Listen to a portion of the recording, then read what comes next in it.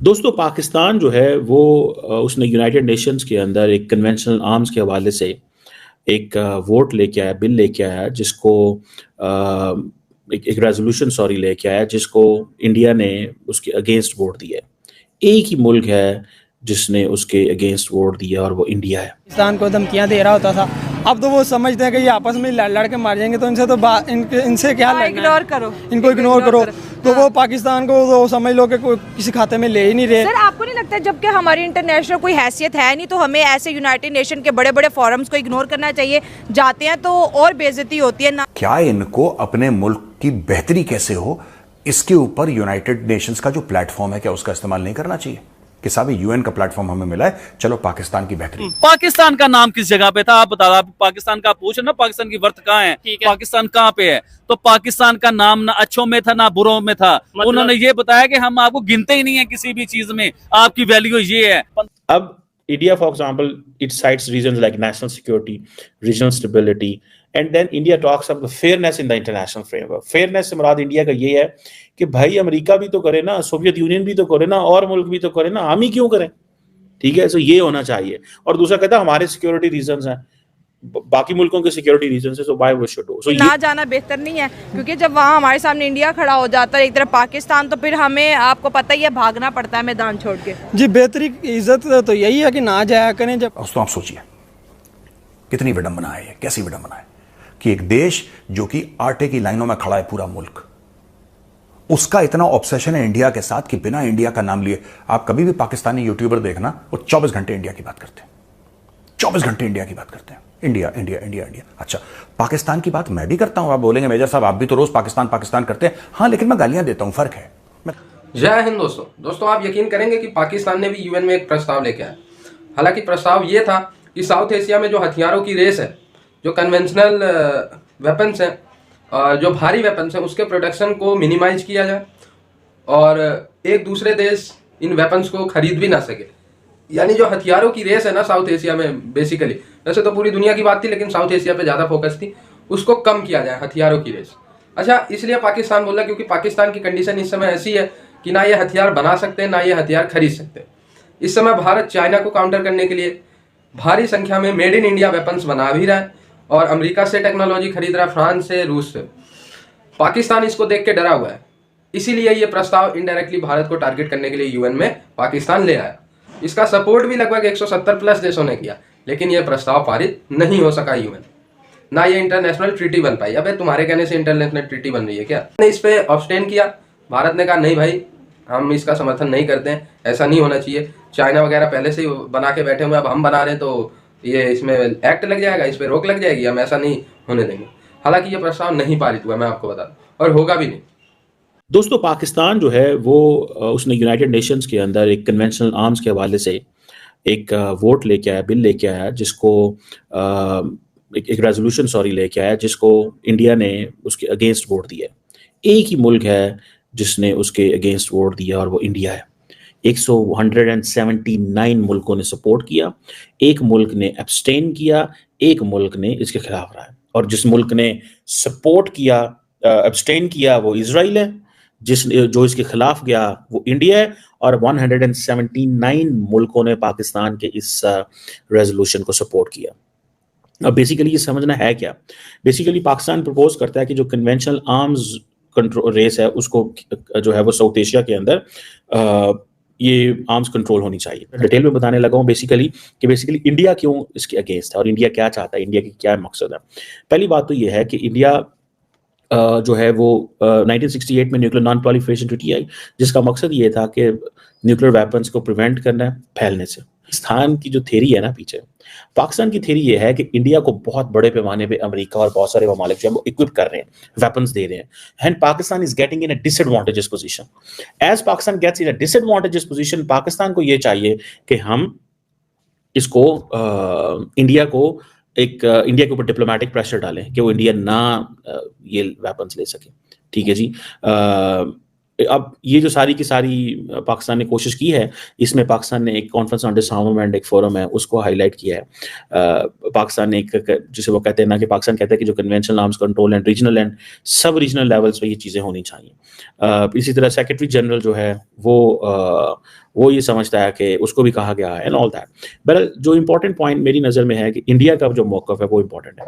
India की जो position arms control agreement के ऊपर जो पर्टिकुलरली न्यूक्लियर वेपन्स के ऊपर है वो इंडिया के स्ट्रेटेजिक कंसर्न्स हैं, और वो कहता है जी हमारी जियोपॉलिटिकल रियलिटी डिफरेंट है जिसमें चाइना है, पाकिस्तान है। इंडिया कहता है जी हम आर्म्स कंट्रोल के खिलाफ नहीं है, लेकिन हम आर्म्स कंट्रोल करेंगे नहीं। अच्छा, दुनिया का हर मुल्क ये कहता है कि हम आर्म्स कंट्रोल के खिलाफ नहीं है, लेकिन every country in the world they go against when they are asked to go for an arms control. ठीक है जी। अब India, for example, it cites reasons like national security, regional stability, and then India talks about the fairness in the international framework. Fairness से मुराद India का ये है कि भाई America भी तो करे ना, सोवियत यूनियन भी तो करे ना, और मुल्क भी तो करे ना, हम ही क्यों करें? ठीक है, तो ये होना चाहिए। और दूसरा कहता है हमारे सिक्योरिटी रीजंस हैं, बाकी मुल्कों के सिक्योरिटी रीजंस है, so why we should do. So ये जो रीजनल सिक्योरिटी रीजंस हैं, चाइना की वो मिसाल देते हैं कि वो कहते हैं जी कि हमारा जो इंडिया की जो न्यूक्लियर पॉलिसी है ये इन्फ्लुएंस हुई है चाइना के ताल्लुकात की वजह से। वज़ीर आज़म को उन्होंने होटल का जो जिधर से कचरा निकलता है ना, गार्बेज, उधर से निकाल के आपको उस गाड़ी में बिठा के लेके गए हैं। हाँ। तो आप कहते हैं कि आप यूनाइटेड नेशन में पाकिस्तान का केस लड़ने गए हैं। हाँ। बड़ी बात है। फनी लग रही है बात। नहीं, शबाशी ने बहुत बड़ी बात बोली, कह रही है कि फ़लस्तीन और गज़ा के जो मुसलमान हैं उन पे जो जुल्म हो रहे हैं, दुनिया की तवज्जो उनकी तरफ दिलवाने आए। तो मतलब पाकिस्तान के मैटर्स कहीं पे एग्जिस्ट नहीं करते, मतलब हम बहुत खुशहाल हैं, हमारी रिप्रेजेंटेशन कहीं नहीं है। अच्छा, जब पाकिस्तान में जब फ़लस्तीन के लिए मुजाहरे होते हैं तो मेरे ख्याल से यहाँ तो फ़ौरन पुलिस पहुँच जाती है, मुजाहरीन को गिरफ़्तार किया जाता है, तो वहाँ हम किस तरह से फ़लस्तीन को सपोर्ट कर रहे हैं? यही तो सवाल मेरा आपसे है। मुझे तो ये रटी तकरीर नज़र आ रही है, और तो मुझे हाँ। कुछ नहीं नज़र आ रहा। बस वो जो वज़ीर साहब हैं दाढ़ी वाले, वो तो पुलिस वालों को बुला के तस्वीरें खिंचवा रहे हैं, घूमने फिरने गए। मुझे तो नहीं लगता कि वो पाकिस्तान का केस लड़ने गए हैं। तो ये तो अगर इंडिया की बात करें, उन्होंने रिफॉर्म्स की बात की, टेक्नोलॉजी की बात की, ठीक है, और बड़ी ही अच्छी ज़बरदस्त स्पीच दी। दुनिया उनके हाफजे की बात करे कि इतनी बड़ी स्पीच बग़ैर देखे पढ़ी, बग़ैर अटके पढ़ी, और जिस तरह से वो बोले हैं, और फिर अपने वाला देखे पर्ची के बगैर ही नहीं, चलते ही नहीं है, देख देख के वो भी गिलास पानी का पड़ा होता है, गूंद पी। देखे ना, वो आपने शेर सुना ही होगा, दिल से जो बात निकलती है असर रखती है। वो किसी दौर में आपका पाकिस्तान का वज़ीर आज़म गया था, जो ईया का नाबुदो या का नस्दैन आपकी बॉडी लैंग्वेज थी। हाँ। वो क्या था? हाँ। वहाँ कोई पर्ची आपको नजर आई थी? नहीं आई थी। उसकी दुनिया ने आपकी बात सुनी थी? हाँ। आज वही तकरीर इंडिया का मोदी कर रहा है, तो दुनिया उसको अप्रिशिएट कर रही है, और आपका तो आप खुद अपने दिल से अपने मुल्क के लिए बात कर नहीं सकते, तो दुनिया ने तो यही कहना ना, ये तकरीर इसको किसी ने लिख के दिया, तो इसको टाइम टपाओ। तो बस वो खानापुरी के लिए गए हैं, तो मैं नहीं समझता कि वो कोई मुल्क के लिए कर रहे हैं। सर, हमारे मुल्क के तो बहुत से वजीर ये कहते हैं कि इस हुकूमत को 5 साल दे दो, इंडिया को बीट करके दिखा देंगे। जी, देखें कि आप इंडिया के साथ ही आज़ाद हुए थे। 76 साल में वो देख लें कहाँ से कहाँ पहुँच गए हैं। इस वक्त एप्पल वहाँ पे फ़ोन बना रहा है, वहाँ पे टेस्ला वहाँ पे गाड़ियाँ बना रही है, वहाँ पे बिल गेट्स वहाँ आए दिन आया होता है, हर चीज़ वहाँ पे, वो टेक्नोलॉजी में वो चाँद पर पहुँच गए हैं, और आप जनाब अभी तक हमारे झंडे पे चाँद है ना।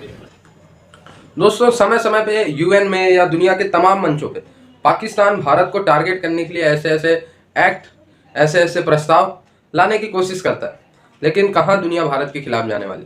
अच्छा, इस बार गई 170 देशों ने वोट कर दिया कि हथियार, सच में भाई हथियारों की रेस कम होनी चाहिए, लेकिन इसमें बड़े प्लेयर्स उपस्थित ही नहीं थे। जैसे यूएसए हो गया, रशिया हो गया, फ्रांस हो गया। जब बड़े प्लेयर उपस्थित नहीं थे तो मालदीव, भूटान हो गया, नहीं भूटान तो खैर ही नहीं, मालदीव हो गए, और अपना ये फिलीपींस हो गए, इन सब के वोट लेके, ताइवान, मलेशिया, इन सब के वोट मिले।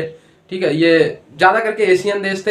हालांकि जो P5 नेशन है जिनके पास वीटो है, उनमें से सिर्फ इंग्लैंड ने कहा कि हाँ भाई पाकिस्तान सही कह रहा है, और बाकी ये फ्रांस, रूस, अमेरिका, ये वहाँ पे उपस्थित ही नहीं। ठीक है, तो इन सब देशों के कहने से नहीं होगा। ठीक है, और दूसरी बात ये है कि एक बार प्रस्ताव पारित होने के लिए बहुत ज़्यादा माथापच्ची होती है। रसिया वॉर रोकने के लिए भी तो 180 देशों ने वोट दे दिया था, रुका रसिया वॉर।